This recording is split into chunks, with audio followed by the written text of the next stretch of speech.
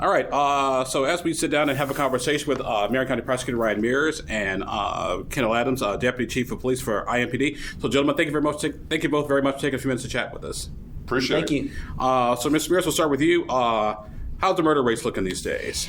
Well, certainly we feel like we're in a good position this year in terms of our conviction rate at trial. We went to trial 42 times and we were able to secure a guilty verdict 38 of those times.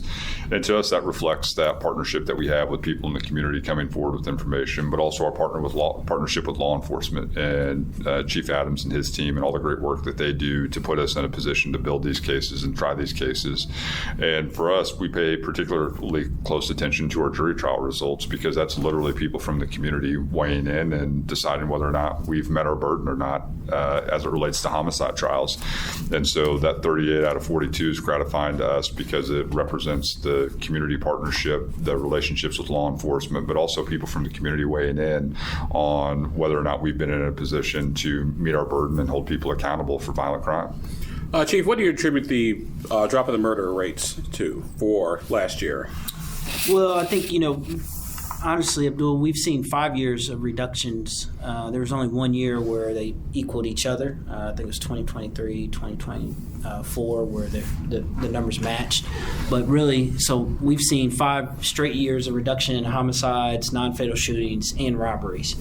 I think I attribute that a lot to, obviously, coming out of COVID, the courts opening back up, us getting kind of back to an enforcement posture that allowed us to, hold people accountable.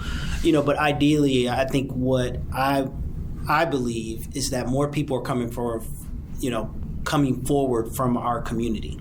They are tired of the gun violence that is besieging some of their neighborhoods, and they're starting to speak up and say, no, that's not right. This is what I saw. This is who did it. So I think you put all that into a bucket. Obviously, we've seen technology evolve. We've seen DNA evolve. We've seen all of these things, these surveillance cameras. You think about all these things that have evolved. Smart policing technology is what we call them. And I think all of that, in our partnership with the prosecutor's office, our screeners, our detectives actually sit down with the screeners. They have conversations. They have those tough conversations at the very beginning. So I say all that to say that you put all that in a pot, and I think we are starting to turn the corner. However, there's still too many gun deaths in our community, and we have to continue to work hard to keep this number going down. When we talk about the drop in the murder rates, obviously, in 9 out of 10 times, the victim and the assailant have some type of potential relationship with each other. It's not like the random Hannibal Lecter, stealing people and eating people, right, for lack of a better term. I was watching Silence of the Lambs last night, so got Hannibal Lecter on my mind here. How difficult has it been to get the murder rates down? I know it's been, it's police on the one hand, it's also building trust in the community on the other. It's getting rid of the snitches get snitches attitude that's been out there for a while. Well, I think if you look at it, you look at the murder rate, the murder conviction rate continues to increase. The murder solve rate in terms of IMPD's ability to clear cases has increased. And at the same time, we've watched as the number of homicides has decreased dramatically. And we're not talking about a 5 or 7% reduction. We're talking about a dramatic reduction in the number of homicide cases that we're seeing here in Marion County. But also, when we were in this situation before or in previous years when we had conversations about where we were with the murder rate, we also understand that it takes the community. And it is about those community partnerships and people in the community who provide resources and can help deal with some of the downstream effects that people who are involved in the criminal justice system are dealing with. And when we have those supports out there to help individuals who are in need and individuals who can maybe go down the wrong path, and then we also have that ability to deter people through the IMPD's clearance rate and the prosecutor's office conviction rate, I think that's why you're seeing the decrease in the number of homicides that we see right now in our community. Kendall, question for you. Mm-hmm. On that issue of the drop in the homicide rates, I remember for a while, this is like almost 20 years ago, we were happy to get if we got more than 100 homicides, we're like, oh my God, what the heck is going on here? It's crime in the street. Now it's like, okay, we get 100 homicides. Now it's to breathe a big giant sigh of relief. Yeah. How have our numbers been for the past several years? Well, we hit a high of in 2021 of like 211 murders, right? And we've seen that number go down every year. This year around 140. We haven't seen under 100 since probably the late 90s, early 2000s. So I think, given the fact that we're 2007, 8, and 9. Yeah. Well, early 2007. Yeah, you're right. But I think, if we think about how our community has changed, we are much more violent. I mean, there's a lot more guns out there. And so, we think about those two things, and I'm not sure that, we'd love to be under 100 again. That would be the gold standard, right? But it's going to take more than just Prosecutor Mears and IMPD. It's going to take a community-wide effort, a system-wide effort. It's going to take government. It's going to take community. It's going to take significant investments in things that are downstream in order to really turn the tide. And I think we are seeing that. I'm very encouraged by our community-based organizations that work in this space every day. Obviously, they're limited in their capacity, but I've seen a lot of great programs. I've visited a lot of great programs, and I said this earlier, but really where it starts, where the rubber meets the road is, responsible adults need to start to be responsible.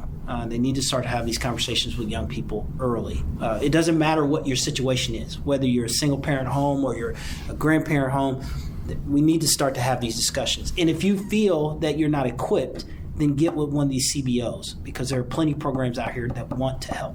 Now, what's a CBO again? Community-based organization. Yeah, just so the folks at home, for the folks playing at home, right community-based organization. We're taking a talk to Marion County Prosecutor Ryan Mears, IMPD Deputy Chief Kendall Adams, about Indianapolis's homicide rate, which has actually dropped significantly over the past several years. Brian, one of the things we also noticed too was, because remember we had this conversation a couple years ago, we started to notice when it comes to gun violence that women who normally aren't the demographic for gun violence, there are a lot more female arrests for carrying weapons. Yeah, and unfortunately, we saw a number of women who were charged with murder this year.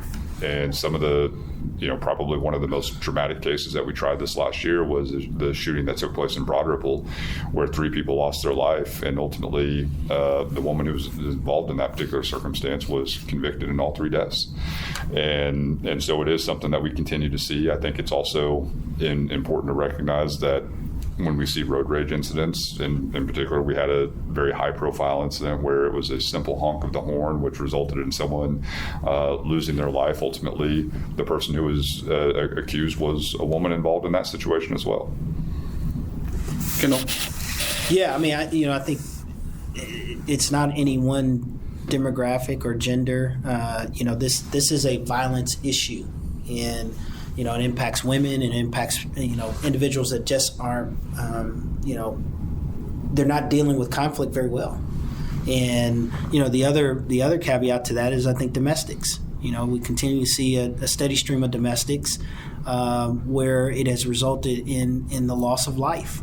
And so we need to continue to have that conversation with people that are in these domestic environments to try to get them help, to try to get them out, to try to get them to see the cycle. And so, I think in terms of the traditional man-on-man murders, we are starting to see more females and juveniles. Speaking of which, Brian, juveniles, murder rates, I know that's something you guys have always sort of taken a look at as well. And also whether either the perpetrator or the victim both had a prior felony. I remember doing the story on this years ago, that started to notice that when the mugshots were coming back, those were the mugshots of the victim, not necessarily the perpetrator. I'm like, what the heck is going on here? They realized, okay, when 80% of the suspects, 90% of the victims all have, criminal records.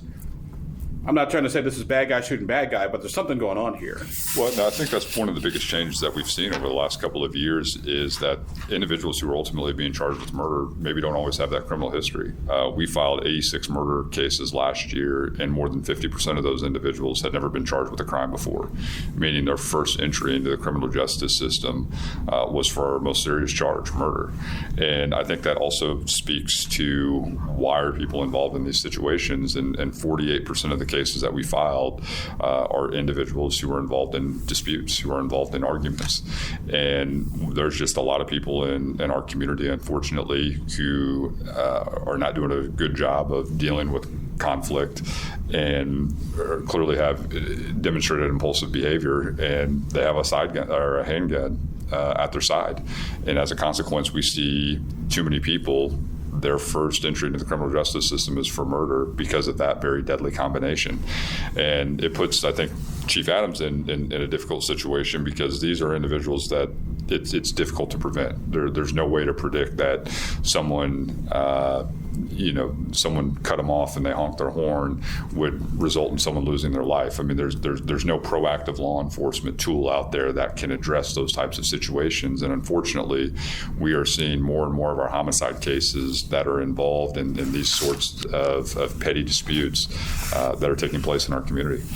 All right, Mears, Kendall Adams, our guest on the program today, talking about Indianapolis' homicide rate. The numbers have dropped extensively. Kendall, on that issue of, because one of the things I know a lot of folks expressed concern about, particularly in urban areas, was permitless carry. That if everybody can carry now, what does it do for murder rates? If more people are carrying, does it mean we're going to be more accidental shootings, more homicide shootings? What is the impact of permitless carry been? Because it seems that the homicide rates have actually dropped since permitless carry went into effect. Negligent shootings have gone up. Yeah.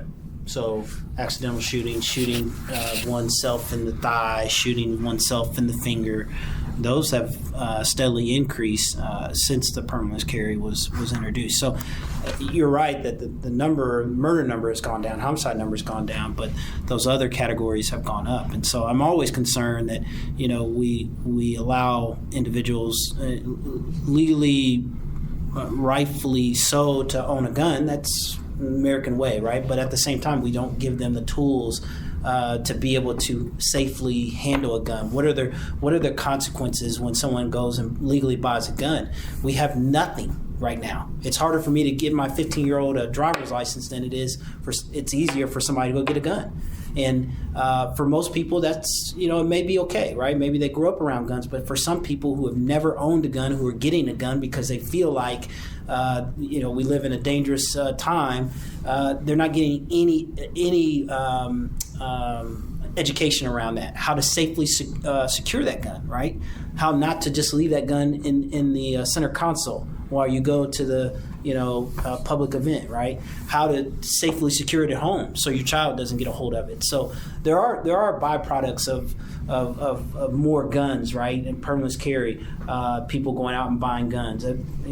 Obviously, again, that's their legal right, but there has to be a more responsible way. When you look at, gentlemen, the homicide rate here in Indianapolis, is there any place in particular where there's more of a hot spot? Because obviously we have the 42nd Post Road, Cumberland, that area, kind of the 16th and Tip, sort of Hallville area, maybe a little bit, maybe your South Side murders are more domestic and North Side murders are more domestic. Obviously, the loss of life is loss of life regardless. Yeah. But is there any particular sort of hot spots that IMPD, the prosecutor's office, is focused on particularly to drive down our homicide rate?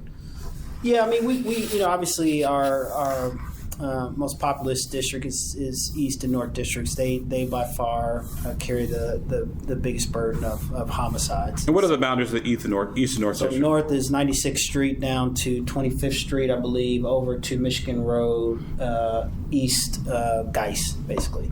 And then East District is, I don't even know. Between Lawrence there, cuts around Lawrence, and then down to Washington Street. Yeah, Washington Street. So, big districts. Chief Bailey often says that, those two districts alone are bigger than some police departments in our own state. So, a lot of people, a lot of issues in those communities. I think we are more strategic about trying to identify, as you said, those hot spots, really identify individuals that are likely to be involved in gun violence. And that's where I think we, every Thursday we meet, law enforcement meets, include prosecutor's office. We're all in the room and we're talking about the past week's shootings. We're talking about, who are the individuals involved? Who are they associated with? Are they on supervised release, right? Can we do a compliance check? Can we go visit them at their house, or can we go visit them at their hospital? We're having conversations like that because often what we find is they are very transient.